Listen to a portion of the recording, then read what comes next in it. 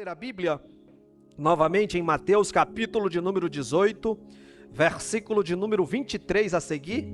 Mateus, capítulo 18, versículos 23 a seguir. Vamos ler toda essa parábola novamente, que hoje nós vamos entrar um pouquinho mais a fundo. Na primeira quinta-feira nós só identificamos o que significa perdão e ofensa. Hoje vamos entrar um pouco mais na parábola em si, tá? Capítulo 18 de Mateus, versículo 23 a seguir, diz assim: Por isso, Jesus dizendo, o reino dos céus é semelhante a um rei que resolveu prestar contas com seus servos. E passando a fazer, ou a fazê-lo, essa prestação de contas, trouxeram-lhe alguém ou um que lhe devia 10.000 talentos, uma dívida impagável. Nós vamos identificar quanto era isso na época, quantos salários de um homem trabalhando o mês todo era. Não tendo ele, porém, com que pagar, ordenou o Senhor que fosse vendido ele. Olha só, olha a intensidade da dívida, olha a grandeza dessa dívida. A mulher, os filhos e tudo quanto possuía, e que a dívida fosse paga.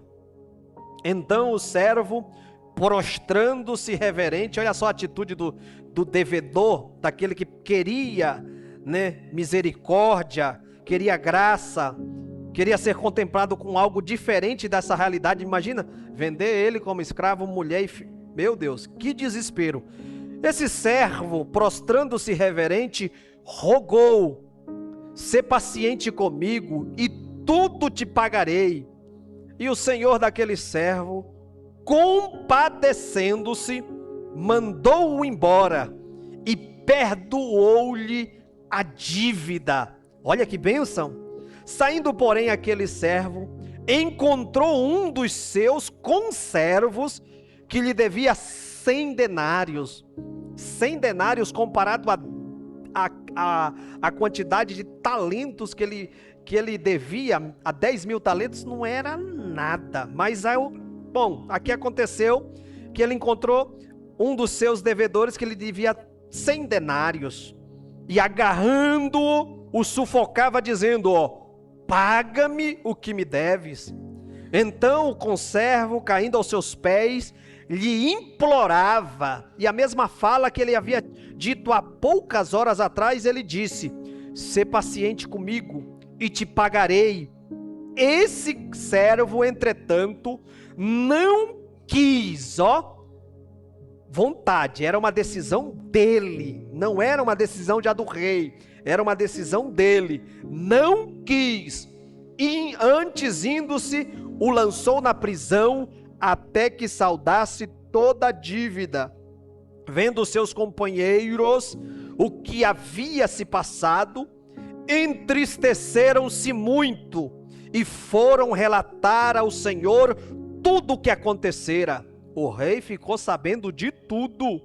Então o seu senhor, chamando, lhe disse: servo malvado, perdoei-te toda aquela dívida.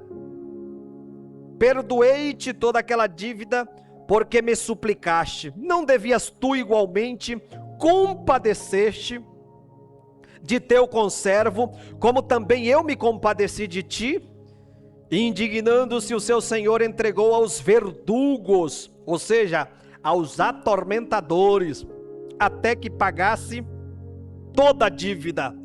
Assim também, Jesus finaliza com a aplicação prática, dizendo: assim também meu Pai Celeste vos fará, se do íntimo não perdoardes cada um a seu irmão. Vamos lá para Efésios, capítulo 4, versículo 32, por favor. Vamos ler um pouco mais a Bíblia, um culto de ensino, para você ter aí um parâmetro da vontade de Deus dentro dessa questão de liberação de perdão. Você precisa ter mais referência, E Paulo tratou disso com os irmãos da igreja de Éfeso e também da igreja de Colossos. capítulo 4 de Efésios, versículo 32, olha só a recomendação de Paulo, ó.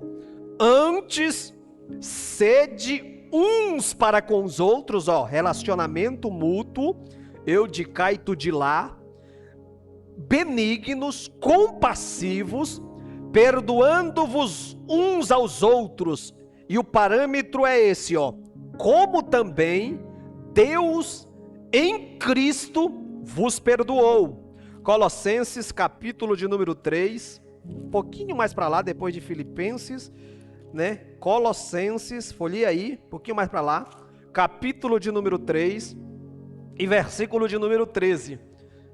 Dentre muitas coisas que Paulo fala, Paulo chega ao versículo 13 dizendo, ó, suportai-vos uns aos outros, perdoai-vos mutuamente, caso alguém tenha motivo de queixa contra outrem, assim como o Senhor vos perdoou, assim também perdoai vós. Amém? Muito obrigado, podeis tomar os vossos assentos, apenas esses textos, para que nós possamos aí pautar a nossa fala. E para quem não esteve naquela quinta-feira, que nós tratamos acerca de perdão e ofensa, só recapitulando, que nós iniciemos essa fala desta parábola do credor incompassivo, identificando aqui ofensa e perdão. Aqui no caso, era uma dívida, né? E uma dívida, quando alguém deve, ela está presa àquela pessoa que ela deva pagar, né? Está presa àquele pagamento, àquela dívida que contraiu. E nós identificamos dizendo que ofensa e perdão são dois elementos que fazem parte da nossa vida diária e que afetam profundamente todas as nossas emoções. Emocionalmente, quando nós perdoamos, nós somos alguém e estamos num patamar, estamos numa condição. Quando nós perdoamos, nós nos encontramos em uma situação. Nós vamos até citar a referência que Davi fala no Salmo 32, como ele se sentiu quando recebeu o perdão de Deus assim que ele confessou, né? Emocionalmente, nós também ficamos profundamente abalados quando nós não perdoamos, quando alguém nos ofendeu e a gente retém aquilo, guarda aquilo, segura aquilo. Então nós identificamos que profundamente somos afetados emocionalmente de forma negativa com ofensas. E com perdão também nós identificamos que a palavra perdão, ela vem do grego apiemi e significa enviar para frente, né? Mandar embora, despachar.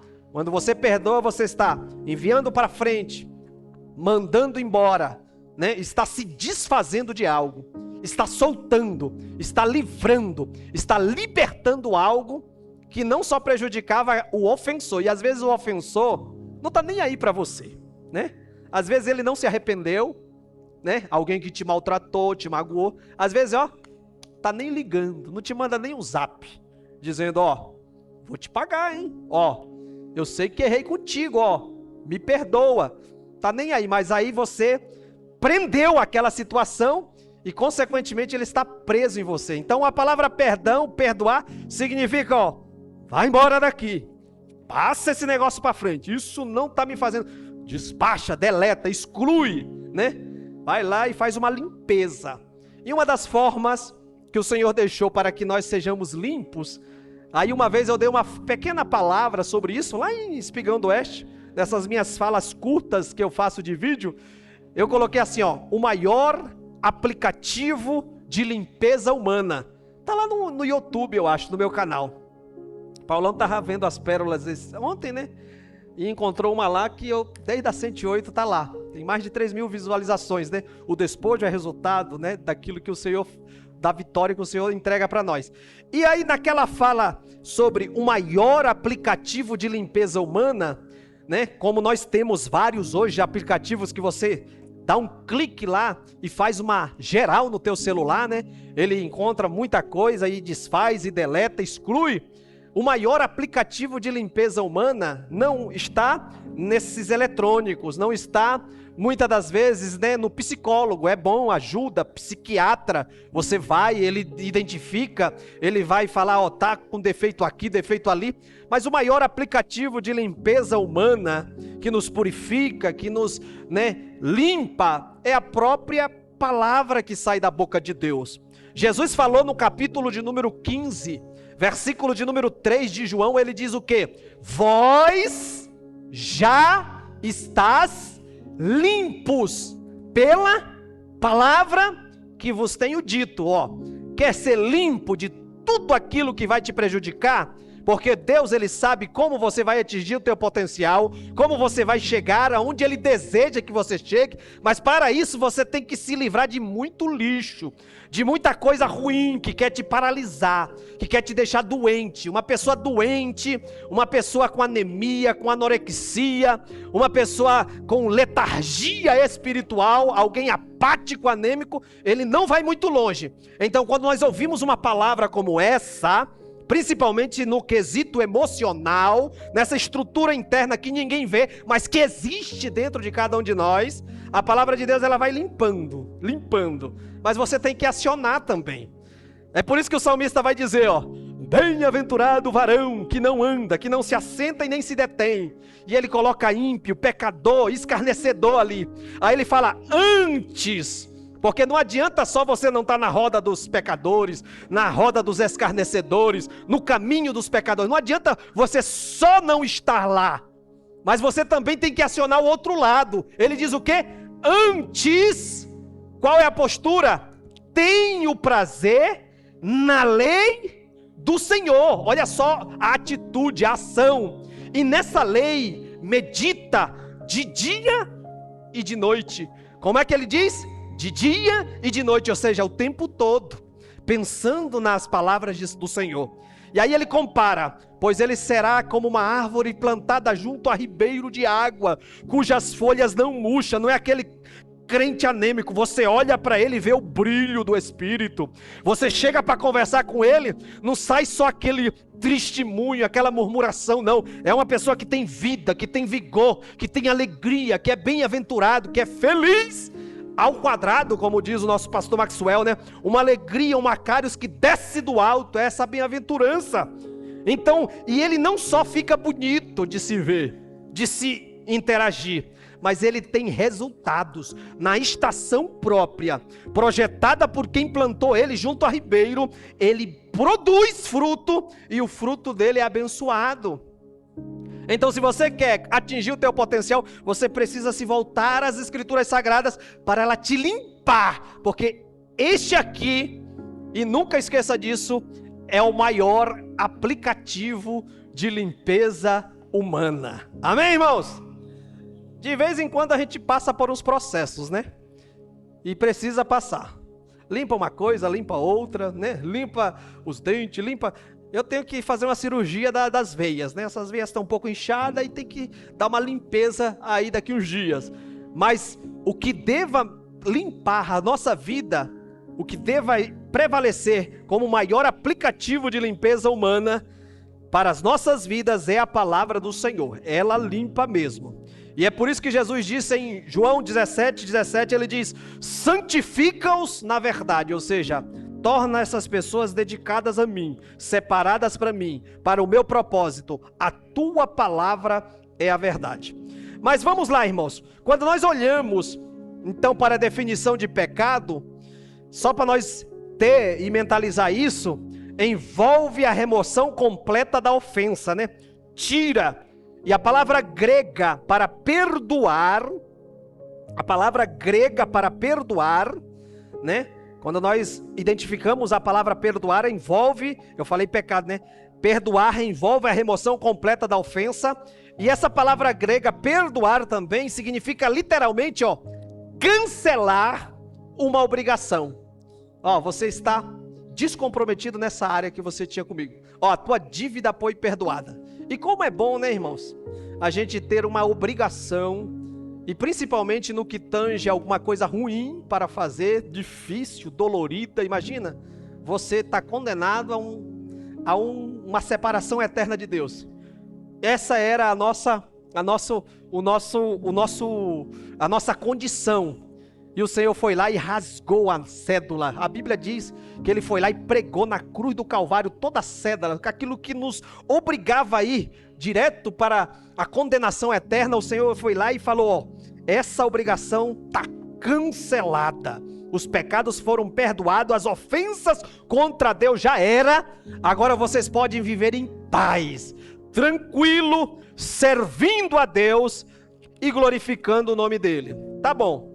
Hoje nós gostaríamos de chamar um pouco mais a atenção dos irmãos para a questão da necessidade, da importância de nós liberarmos perdão.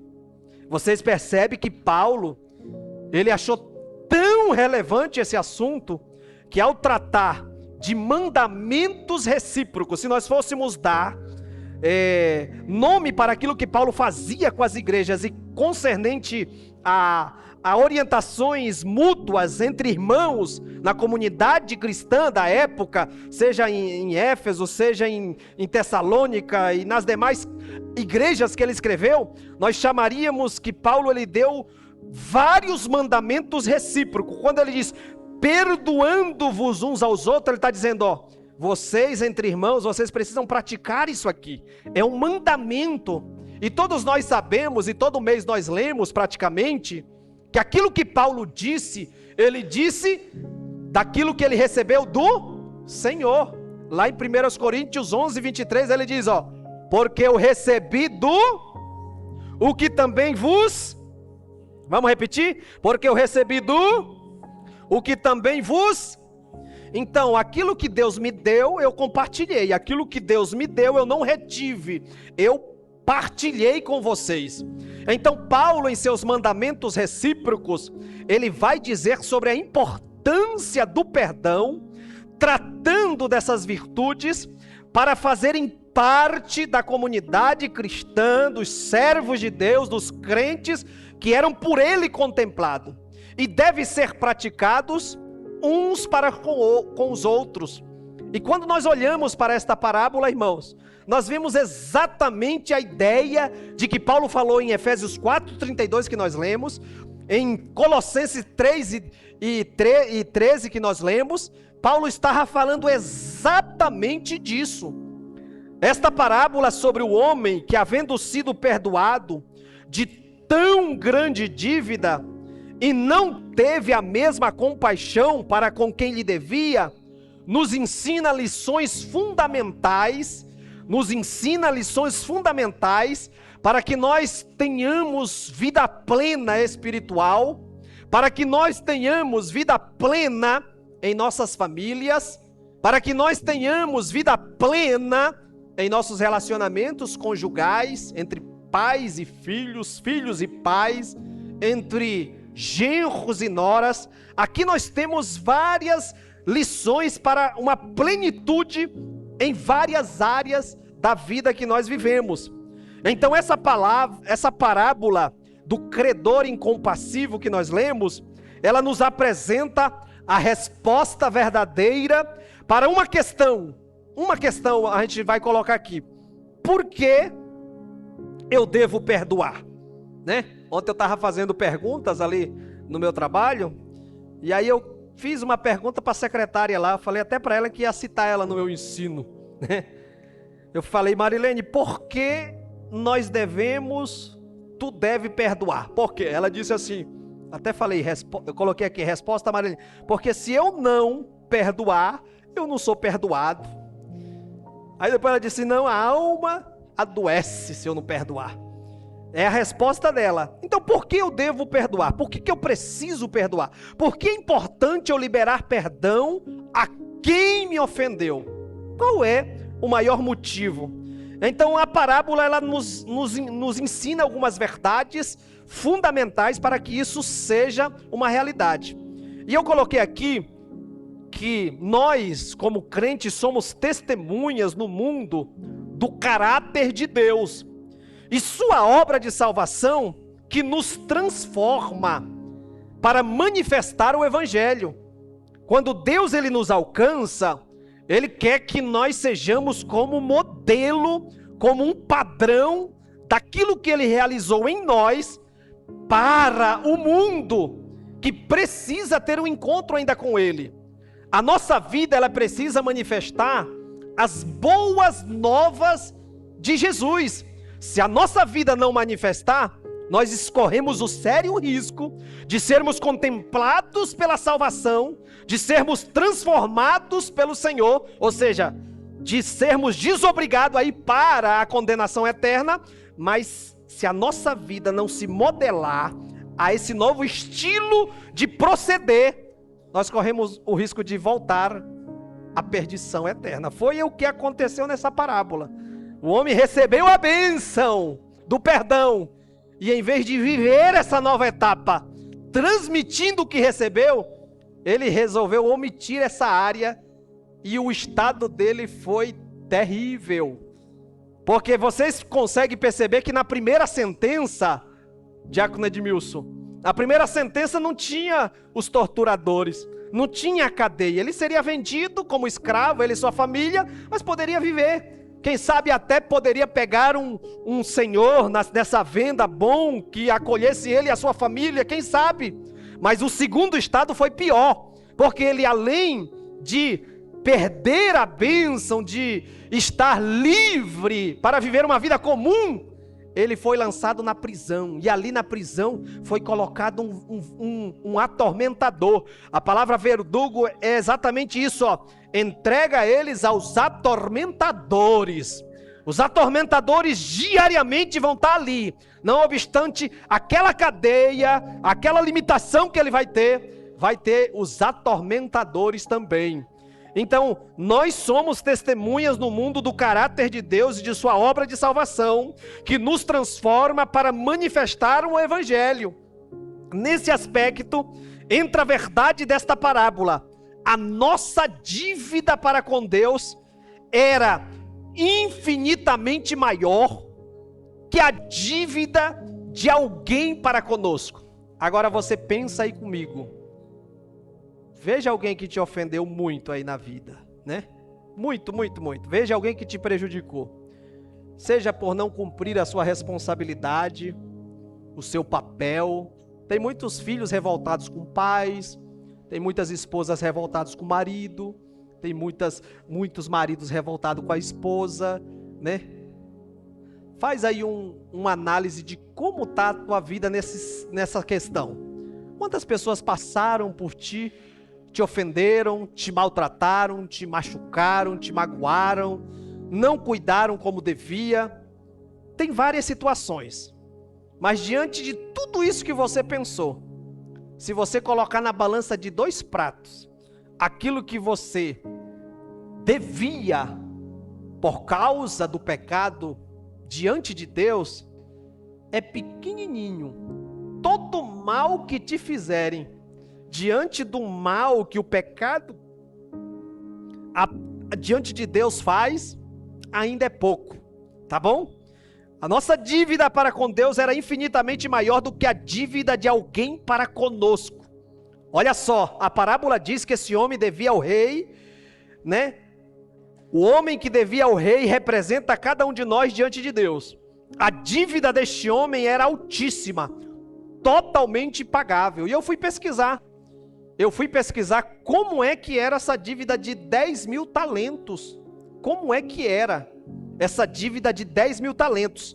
E baseado no salário mínimo da época, tem os historiadores, os pesquisadores para isso, baseado, olha só, preste atenção, baseado no salário mínimo da época, aquele homem devia mais de 1000 anos trabalhando todos os dias sem receber nada.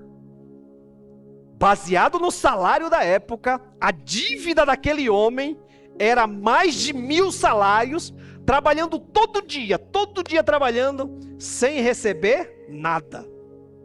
E quando nós olhamos para a indignação do Senhor e coerentemente percebemos, olha aí a Bíblia, abre em Gênesis, capítulo de número 6, primeiro livro da Bíblia, Gênesis capítulo de número 6, versículo de número 3. Deus estabeleceu um limite para a vida aqui na terra.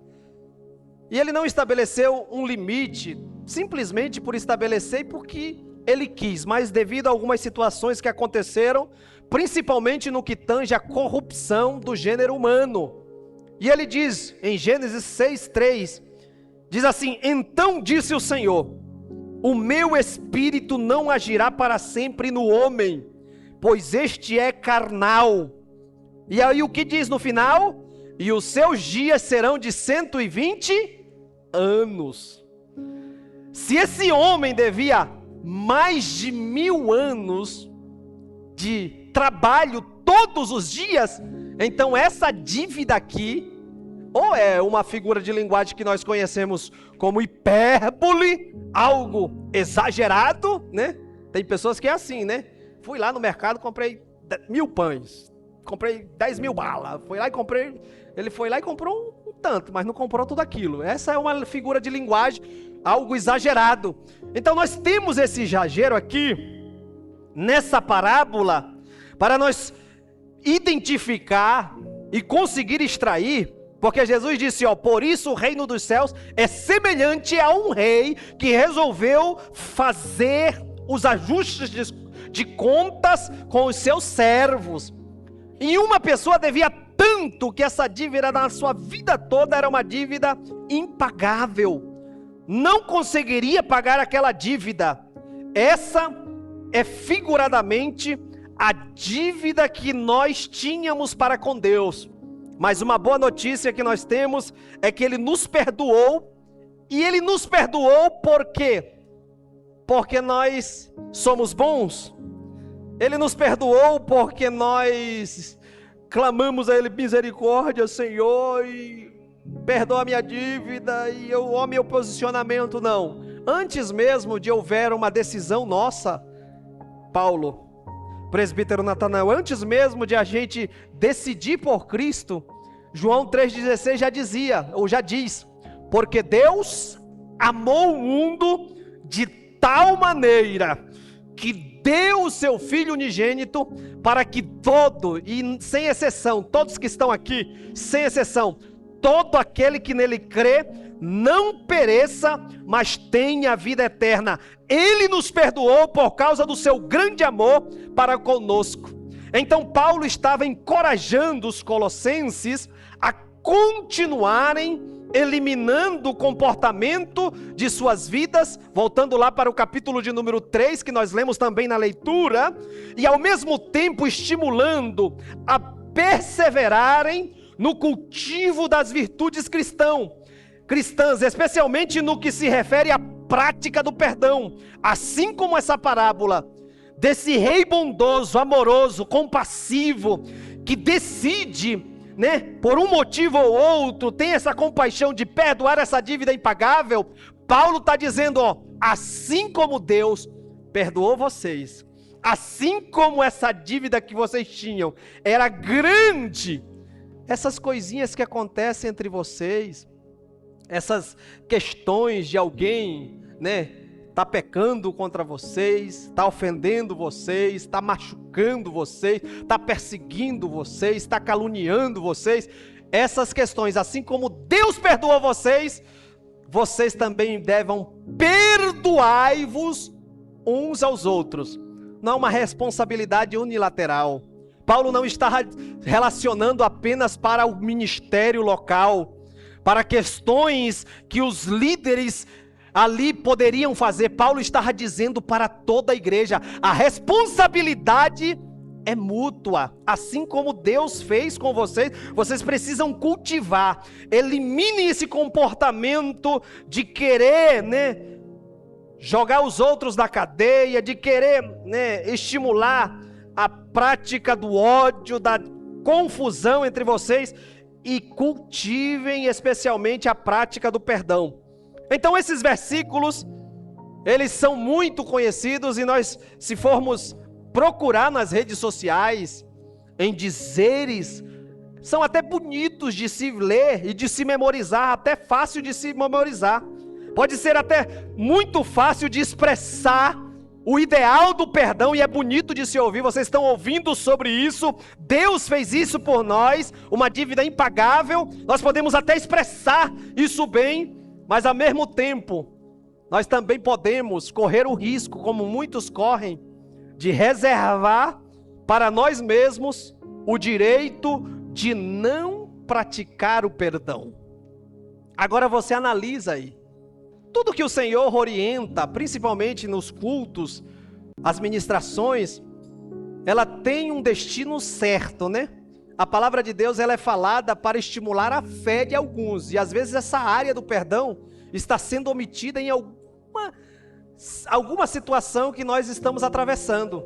Talvez você pense, mas o pastor só está falando aqui entre os irmãos. Não, não é aqui entre os irmãos. É liberar o perdão para quem precisar de ser perdoado. Porque às vezes as questões ficam tão graves lá no trabalho onde você está atuando mais. E você já percebeu, você que trabalha em tempo assim, corrido durante o dia todo, lá naquela empresa, tem muitos funcionários. Você acaba convivendo a maior parte do dia, pela função que você exerce, com essas pessoas que ali estão. E onde tem pessoas tem problema. Onde tem pessoas, tem o homem natural ali querendo se sobrepor, quando é crente, ao espiritual. E principalmente quando as pessoas ainda não estão sob o domínio do reino de Deus, o domínio salvífico, que é o reino de Cristo, dominando a vida do salvo. Ali existe muita coisa.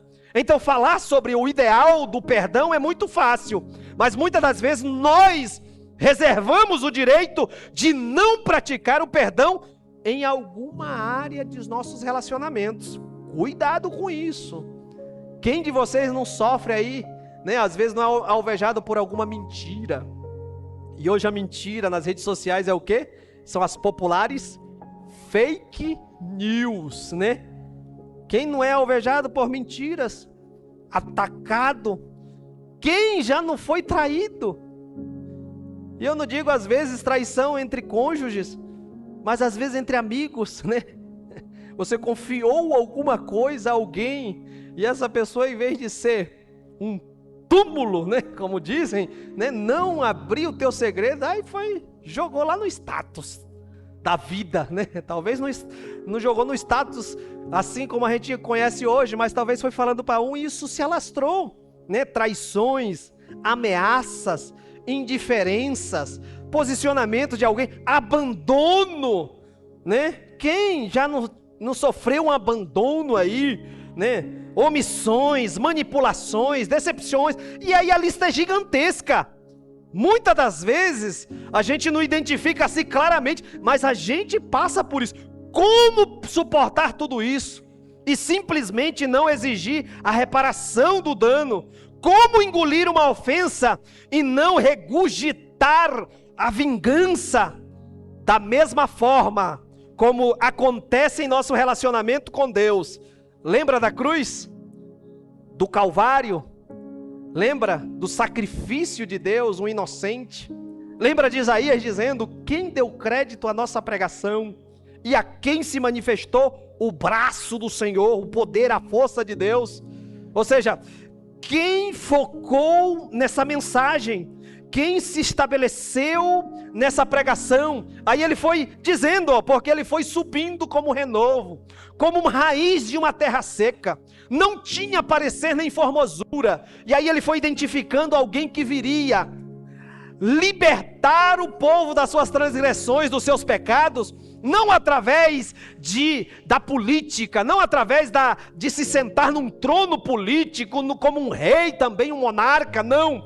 Ele diz, virá alguém que vai se submeter ao sofrimento, e sofrimento de cruz, para libertar um povo das suas transgressões, das suas iniquidades. Um inocente que será entregue em favor de um culpado, de um transgressor, de um ofensor. Lembra da cruz? E aí como suportar as diferenças, as questões humanas? Olhando para aquilo que Deus fez por você. Senão você não dá conta de fazer. Senão você fica uma pessoa amarga. Senão você fica uma pessoa ressentida. Porque tem pessoas que é difícil de conviver. Parece uma madeira de acácia. Eu já falei sobre ela aqui, né? ela pelo ambiente que foi criado, e às vezes você vai pesquisar como essa pessoa foi criada. Foi criada só no tabefe, foi criada só na ignorância, só no xingamento. Aí você vai conviver com ela. Ela, para se proteger daquele ambiente hostil, ela foi criando os espinhos. Lembra da madeira de acácia, a planta que sobrevive no deserto? A única planta que sobrevive no deserto. Por causa que ela sobrevive no deserto, ela teve que criar, uma barreira externa contra predadores que queriam se alimentar de si, externamente falando, animais que por ali passassem. O que ela fez? Espinhos pontiagudos. Quem chegava perto, meu irmão, para se alimentar dela, aqui não, aqui tem espinho, difícil de conviver. Tem pessoas assim? Diga misericórdia. Quem conhece pessoas assim, diga transforma, Jesus. E nem todo mundo conhece, glória a Deus, você que não disse, porque todo mundo para você que você conhece é uma bênção. E a madeira de acácia para se proteger de predadores internos, porque existem, animais que sugam a vida interna, aqueles animais que penetram no caule e vai comendo internamente a planta. O que ela fazia? Todo aquele lixo do deserto, todo aquele ar tóxico, ela ia pegando o que podia e depositando essas toxinas dentro de si, para dentro de si. E aí o bichinho que ia lá querer comer ela por dentro, devorar ela por dentro, ele morria envenenado.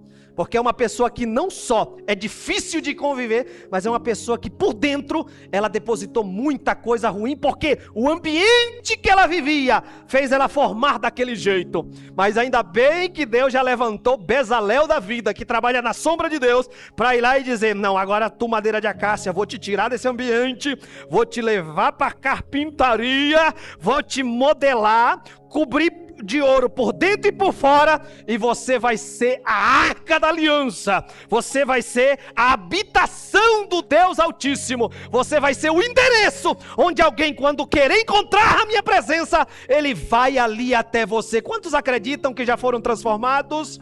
Levante a tua mão assim. O Espírito Santo de Deus, à medida que eu estou pregando aqui nesta noite, ele está te revestindo de ouro por dentro e por fora. Você precisa ser mudado e moldado interiormente, para que através do teu homem exterior, coisas e coisas aconteçam da parte de Deus. O Senhor está trabalhando nesta noite, o Senhor está operando. Se a igreja acredita e pode adorar, adore o nome do Senhor. 30 segundos para você agradecer a Deus. Deus já te tirou do deserto, madeira de acácia. Deus já tirou os espinhos. Deus está trabalhando e modelando o teu caráter à medida do caráter de Cristo. A pessoa do Espírito Santo já está te enchendo. Ele está amadurecendo a tua vida para propósitos estabelecidos. Se a igreja entende esta verdade, vai adorando, vai cultuando a Deus, vai sentindo o impacto da presença do Senhor dos exércitos. Aleluia! Como lidar com toda essa gama de situações que enfrentamos todos os dias, da mesma forma como acontece em nosso relacionamento com Deus. Lembra da cruz, do Calvário, do sangue inocente derramado por nós? Por causa de Cristo, Deus perdoou todos os nossos delitos e cancelou inteiramente, plenamente. Você não deve mais nada nesse quesito. O escrito da dívida que era nossa. Colossenses capítulo 2, 13 e 14.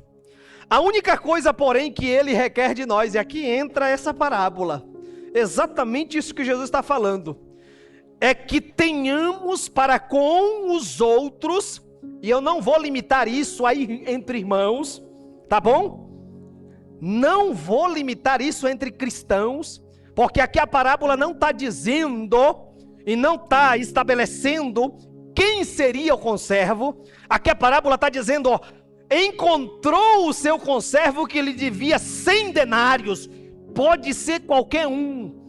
Pode ser qualquer um. A única coisa que o Senhor requer de nós é que tenhamos para com os outros o mesmo espírito de misericórdia, de compaixão que Ele teve para conosco. Assim como Cristo vos perdoou, assim como Deus vos perdoou em Cristo, assim também perdoai vós uns aos outros. Tá claro isso, irmãos? Aquele homem da parábola, infelizmente, não fez assim. E isso é triste de se ver, porque vai acontecer algumas coisas com ele. Saindo do lugar onde havia sido perdoado, ele saiu daquele ambiente. Oh glória, foi perdoado, feliz. A minha dívida foi paga, uma dívida infinita. Saindo daquele lugar que havia sido perdoado, encontrou alguém que lhe devia uma soma irrisória, comparado ao montante da sua dívida para com o rei. Vocês sabem que, eu já falei, o que ele devia era 1000 anos, trabalhando todo dia sem receber nada. O que esse outro lhe devia, e ele foi perdoado. E o que o seu conservo lhe devia, era 100 denários. Denários era o valor referente, 100 denários era o valor referente a 100 dias trabalhados. 3 meses e 10 dias resolvia essa dívida. Olha só, em comparado a dele, o que era? Era nada. 3 meses trabalhando, o rapaz saldava a conta com ele. 100 denários era o valor referente a 100 dias de trabalho. 3 meses e 10 dias. Olha a diferença. E para você ter uma vaga noção, era preciso 6.000 denários, 6.000 denários, para comprar 1 talento. E ele devia 10.000 talentos. Para comprar 1 denário, para comprar 1 talento, era preciso 6.000 denários. Olha só, não tem nem como comparar o tamanho das dívidas. Aquele homem devia 10.000 talentos ao rei, e ele não perdoou uma dívida de apenas 100 denários. Meu Deus, que coisa incoerente. Apesar de tão pequeno valor, ele exigiu que fosse paga toda a dívida, não demonstrando compaixão. Isso representa a dívida de alguém para conosco, que sempre, e principalmente isso, irmãos, sempre a dívida de alguém. Pense nele aí, pense nela aí. O que ele fez? O que ela fez? A dívida de alguém para comigo, para contigo, sempre na ótica de Deus, é o que importa. Na ótica da palavra, na ótica bíblica, aquela que é a nossa regra de fé e prática, a qual orienta os nossos relacionamentos. Na ótica de Deus, a dívida que alguém tem conosco sempre será infinitamente menor do que a nossa própria dívida para com Ele, tá? Por mais que Ele tenha feito o que fez com você, por mais que ela tenha feito, e eu não vou dar nome porque você vai pensando aí, o que tenha feito com você, a dívida dele ou dela, aos olhos de Deus, é infinitamente menor. Aquilo que Deus fez e faz por nós, diante daquilo que os outros fazem, não é nada. Todo dia nós precisamos da compaixão, todo dia nós precisamos da misericórdia, todo dia nós precisamos do perdão de Deus. Não importa o que tenham feito contra ti, eu coloquei aqui. Não importa o que a tua família, não importa o que os teus patrões, não importa o que o teu irmão, eu vou colocar aqui, não importa o que o teu pastor, não é que eu fiz alguma coisa que te ofendeu, que te magoou, que te desestabilizou. Não importa o que o presbítero Natanael fez com você. Não, Natanael, ele pode errar, e ele está em todas aí, trabalhador ao extremo, mas eu acredito que pesando na balança, mais coisa boa do que ruim, mais acertos do que erro. Não importa o que tenham feito com você, teu pai, tua mãe, teu tio, teu vizinho, não importa o quem seja, sempre será menor comparado ao que Deus já fez por você na cruz do Calvário. A igreja acredita nesta verdade? Se coloca de pé em nome de Jesus. Não vou dar continuidade porque não tem jeito de concluir hoje, mas eu quero orar por você. Curve a tua cabeça, eu quero orar por você e com você, aproveitar esses 5 minutos para levantar um clamor diante de Deus. E nesta oração o Espírito Santo vai ter liberdade para trabalhar e para te reorganizar nessa questão. Quem falhou contigo? Quem errou contigo? Aonde é que está? Aonde é que prende a tua atenção mais? Eu te convido a olhar para o perdão que Deus dispensou para a tua vida e fazer como o salmista no Salmo 32. Bem-aventurado aquele cuja transgressão é perdoada e o pecado cancelado. Ou seja, a felicidade reside nele, a felicidade reside nela. E onde tem alegria do perdão de Deus, não pode ter espaço para o ódio, para o rancor, para a amargura de alma. O Senhor quer tratar com a gente nesta noite, aleluia! Dá liberdade ao Espírito Santo de Deus nesta noite. A visão de Deus vai voltar. Eu sinto o poder de Deus envolvendo as nossas vidas nesta noite. Há uma atmosfera da capacitação do alto. O amor de Deus vai ser a diretriz para todos os teus relacionamentos, seja com qualquer um que for. O Senhor vai te habilitar para toda boa obra, para você testemunhar das maravilhas do Senhor. Vai adorando a Deus, levante a tua mão assim. Levante a tua mão assim e agradeça a Deus. Vai agradecendo. Na tua gratidão pelo perdão infinitamente da dívida paga, cancelada, a obrigação de você ir para aquele lugar distanciado do Senhor, totalmente desvencilhado do céu de glória, já não é imposta sobre a tua vida. Olha para o amor de Deus que te perdoou e te alcançou. E diante dessa medida grande, gigantesca, incomensurável, viva os demais relacionamentos. Não se prenda com coisas que não combinam mais com a vida que Deus tem para você, para teus relacionamentos, para a tua vida. Em nome de Jesus. Jesus está te libertando agora. Jesus está te levantando agora. Jesus está te tirando do enclausuramento. A presença do Espírito vai te ajudar a partir de hoje. As coisas vão ser diferentes. Pai, diante da tua presença nós queremos te agradecer, te louvar pela tua bendita palavra. Queremos honrar o teu nome, Pai, porque o Senhor tem, Senhor, nos perdoado por causa do teu amor. Que este amor possa preencher, Papai, todo o nosso ser, porque a tua igreja é templo e morada do Espírito Santo de Deus. E que neste momento, Pai, o toque do Senhor possa alcançar-nos, Pai, levantar-nos, restaurar-nos, reorganizar-nos para a tua glória. Anjo que peria canjuria raba cancho na rasebia. Ulamanto na canduria rebe quebia canta. Ulabacho que perde a raba canta. Derrama o teu poder, Senhor, sobre a congregação. Derrama a tua glória sobre a congregação. Derrama a tua Shekinah sobre esta igreja. Derrama, Pai, o teu amor incomensurável. Em nome de Jesus seja cheio. Em nome de Jesus seja cheia.